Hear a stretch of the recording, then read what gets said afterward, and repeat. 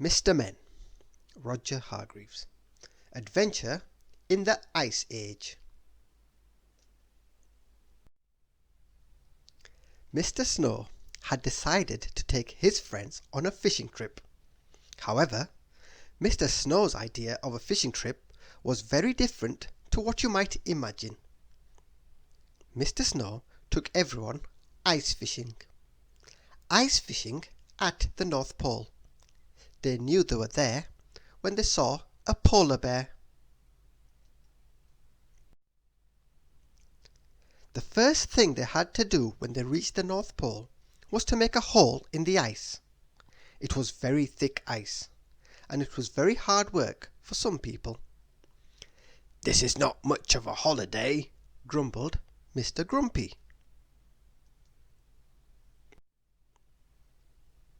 The fishing trip was not going well. The fish were not biting, and the frost was nipping at their toes. Everyone was freezing. They all had red noses. Even the walrus was a bit chilly. Everyone, except for Mr. Snow, of course. "I think it's time to go home," grumbled Mr. Grumpy. But as they set out, it began to snow. It snowed, and it snowed, and it snowed. Soon they were driving through a blizzard.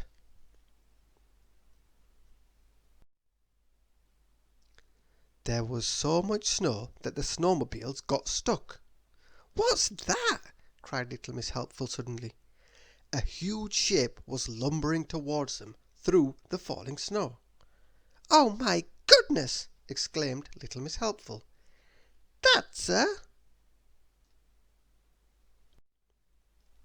woolly mammoth!" And it was indeed a woolly mammoth. Mr. Snow and his friends had driven into the Ice Age. "There's only one thing to do," said Mr. Snow.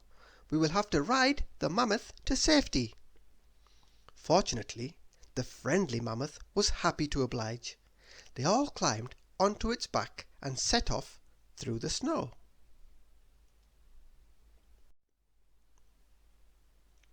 "Look, there's a light in the distance," cried Little Miss Whoops, and promptly fell off the mammoth. Luckily, the mammoth caught her with its trunk and gave her a helping hand back on board. Or was that a helping trunk? The light in the distance turned out to be a fire in a cave full of cavemen. "Ugh, ugh, og," said a caveman. Nobody knew what he was saying. Then suddenly Mr. Clever started talking to the caveman. Mr. Clever is so clever he could learn a new language in 5 minutes flat. They had all been invited to dinner.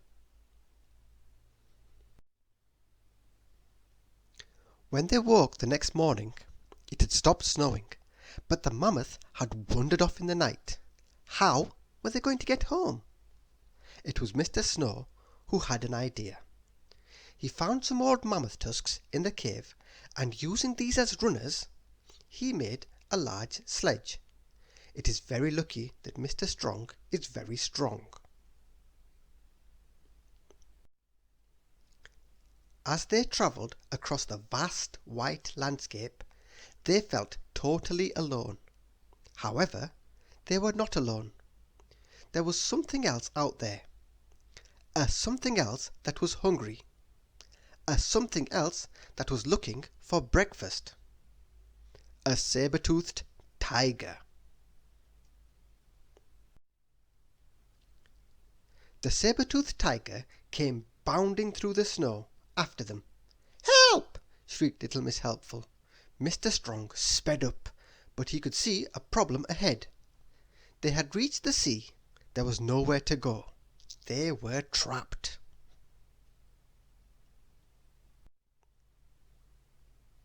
With his mighty strength, Mr. Strong pulled the sledge to a stop, and they all stood on the ice shelf at the edge of the sea. Then, using his impressive weight, Mr. Greedy jumped up and down and broke off the ice they were standing on. just in the nick of time, they floated out of reach of the saber-toothed tiger. Luckily, saber-toothed tigers can't swim.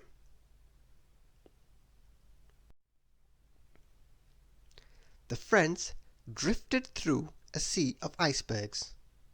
"It's a shame we lost our fishing rods," said Mr. Snow. "We could have caught a fish." "I don't think I want to catch an Ice Age fish," said little Miss Scary, with a shudder.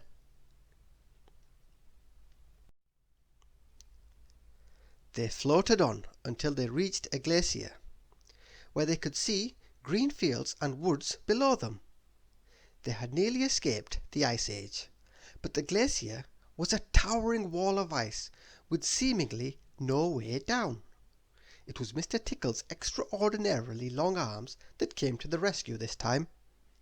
He was able to lower everyone from one ice ledge to another until they safely reached the bottom.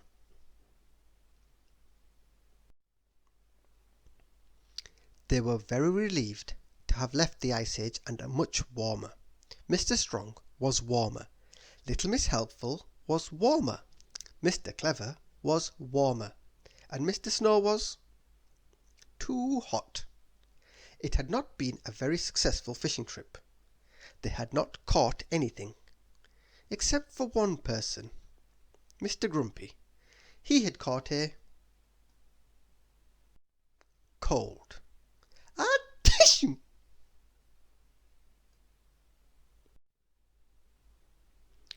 Did you know the Ice Age was over 10,000 years ago, long before the Mr. Men were born?